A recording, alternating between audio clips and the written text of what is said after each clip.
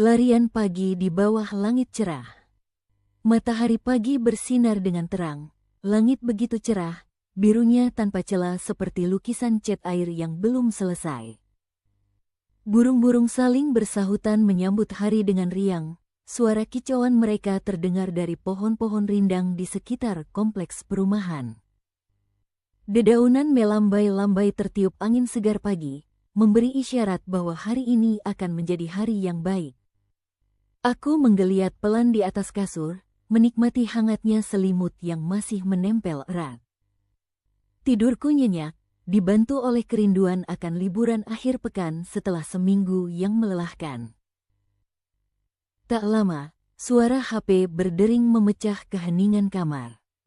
Aku meraih ponsel dari meja samping tempat tidur, layar menyala menunjukkan panggilan dari nomor yang sudah sangat familiar, nama Raka, terpampang jelas. "Halo," kataku sambil menggosokkan tangan ke mata yang masih mengantuk, mencoba menyingkirkan kabut mimpi yang masih menggelayut. "Wei, jadi gak larinya?" Suara Raka riang dan penuh energi, seolah dia sudah bangun sejak pagi buta dan siap berlari sejauh maraton. "Oh iya, jadilah. Kalian di mana?" tanyaku, masih berusaha menata suara supaya tidak terdengar seperti zombie yang baru dibangunkan dari kuburannya. "Aku ada di depan rumahmu, buka jendelamu dan lihat ke bawah." Aku duduk pelan, menyambar kacamata dari atas meja, lalu berjalan ke arah jendela. Perlahan, aku membuka gorden putih tipis yang menutupi kaca jendela kamar. Cahaya pagi langsung menyergap matamu, membuatku berkedip-kedip. Di bawah, benar saja, Raka sedang berdiri di halaman rumahku, memakai celana training hitam dan kaos biru terang dengan logo lari yang pernah kita ikuti tahun lalu. Di sampingnya, Dina melompat-lompat kecil untuk menghangatkan tubuh, sambil tertawa menunjuk ke arah jendelaku. Dan tak jauh dari mereka, Andika duduk dengan santai di depan pagar, memainkan tali sepatu larinya.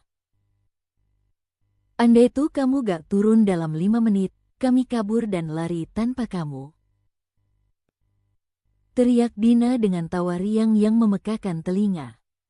Aku hanya menggeleng, senyum merekah tanpa bisa kucegah. Mereka memang selalu begitu, terlalu bersemangat di pagi hari. Tapi entah kenapa, justru semangat merekalah yang kadang membuatku ingin bangkit dari rasa malas dan kebekuan rutinitas. Kubuka pakaian olahraga yang sudah kusiapkan semalam, bersyukur karena ingatan akan janji pagi ini masih cukup kuat untuk membuatku mandi cepat, sikat gigi, dan sarapan seadanya. Sepotong roti isi selai stroberi dan segelas teh hangat jadi bekal sebelum turun ke bawah. Saat keluar dari rumah, udara pagi langsung menyambutku dengan pelukan lembut. Segar, menyegarkan jiwa. Raka menepuk bahuku. "Syukurlah kamu gak bolos. Ini hari penting, loh," ujarnya serius, padahal wajahnya masih dihiasi senyum. "Apaan?" "Hanya lari pagi biasa," balasku sambil merapatkan tali sepatu. "Bukan. Hari ini kita lari ke puncak Bukit Pasir Jaya." Aku menoleh, kaget. "Apa? Bukit itu kan jauh banget. 2 jam jalan kaki kalau nggak lelah di tengah jalan. Tapi nggak sejauh itu kalau kita lari. Dan kita nggak akan lelah," kata Dina mantap. Aku baca di internet katanya pemandangan dari atas sana luar biasa, matahari terbit, kabut tipis, sawah menghijau, romantis banget buat dijadiin latihan sebelum lomba bulan depan. Aku menghela napas, tapi tanpa kusadari, kakiku sudah mulai bergerak mengikuti mereka yang sudah mulai jalan pelan. Langkah kaki kami menyusuri jalan desa yang belum ramai. Hanya sesekali terdengar suara ayam berkokok atau suara nenek-nenek membuka warung kopi di depan rumah. Kami berlari perlahan, menyesuaikan irama napas, mengatur ritme tubuh yang masih kaku. Perjalanan terasa panjang, tapi tak pernah membosankan. Kami bercanda, saling meledek, menceritakan mimpi aneh semalam. Raka mengaku mimpi dikejar kambing, Dina bermimpi menikah dengan penjual es kelapa, dan Andika, tentu saja, bermimpi bisa lari tanpa capek. "Kamu mimpi apa?" tanya Dina sambil menoleh. Aku diam sebentar. "Aku mimpi kita lagi lari bareng. Tapi tahun lalu, di tengah hujan. Dan kita tetap melanjutkan." Mereka tertawa.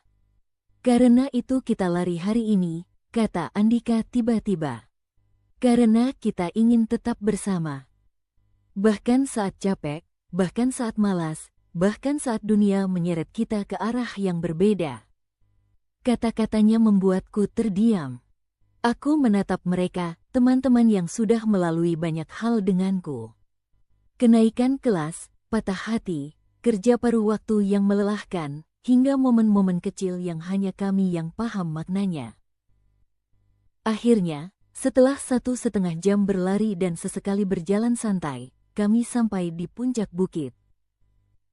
Dan benar, pemandangannya luar biasa. Langit kini memerah keemasan, awan tipis bergerak perlahan, dan di bawah, sawah-sawah membentang luas, dihiasi genangan air yang memantulkan cahaya matahari pagi. Angin berhembus pelan, membawa aroma tanah basah dan daun segar. Kami duduk berjejer di tepian batu datar, menikmati hasil dari perjalanan yang tak mudah. Paru-paru masih memburu, tapi hati terasa ringan.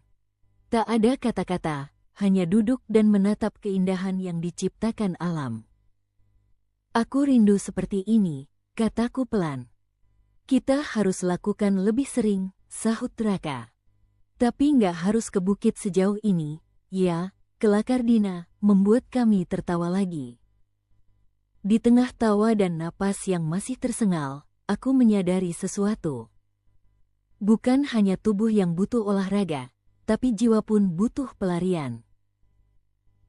Dan pelarian terbaikku selalu adalah mereka, teman-teman yang datang di pagi buta, mengajakku lari, menyeretku keluar dari zona nyaman, hanya untuk melihat matahari terbit dari tempat yang jauh. Sore itu, kami pulang dengan kaki lelah tapi hati penuh. Dan sepanjang jalan, aku terus tersenyum. Karena kadang, hal-hal sederhana, seperti lari pagi dengan sahabat, bisa mengubah segalanya.